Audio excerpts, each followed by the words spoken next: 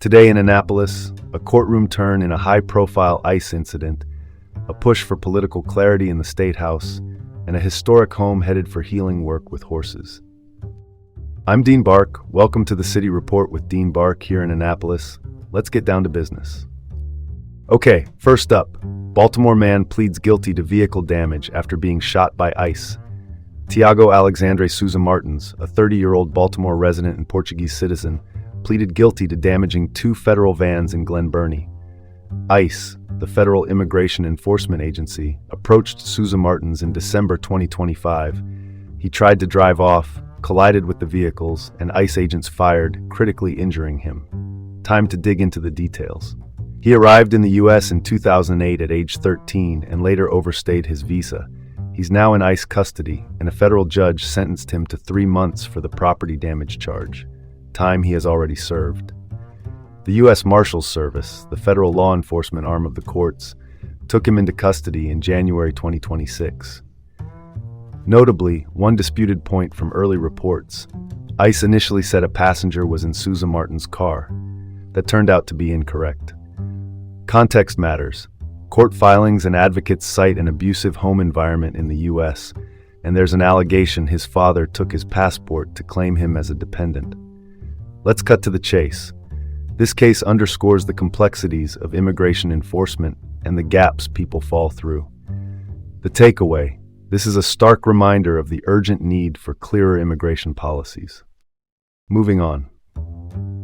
Public seeks transparency on Governor Wes Moore's military service.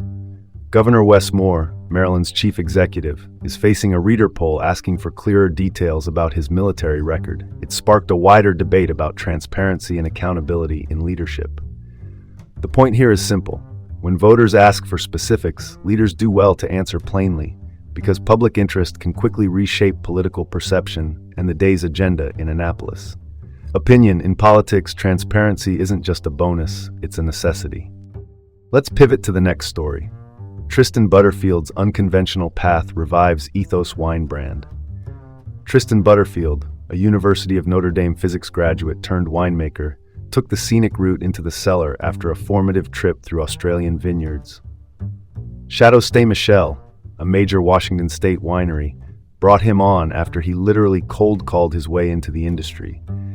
He learned by doing at places like Hogue and Kiona, and even learned from early missteps like over-pruning.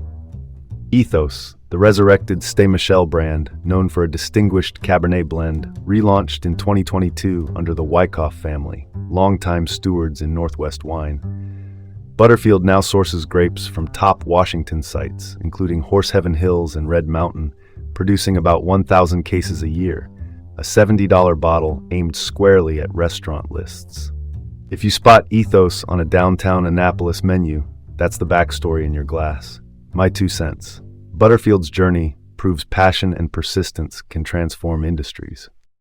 Back in town, Annapolis establishes pricing for downtown street cafes.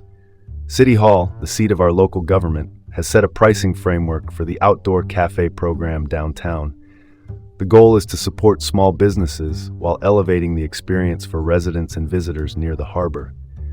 Specific numbers weren't released in the report, but the strategy is part of a broader urban development push that leans into the growing trend of outdoor dining.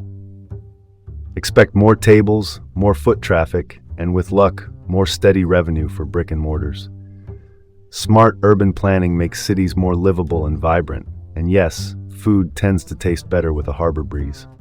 And now for something completely different. Historic Johns Hopkins childhood home sold to benefit equestrian therapy.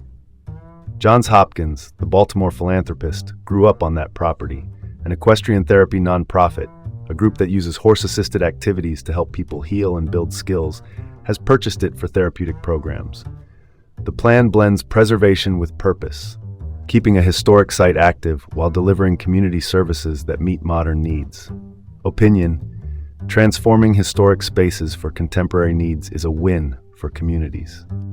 There you have it. That's your report for today from the City Report with Dean Bark in Annapolis. Have a great day and join us again tomorrow.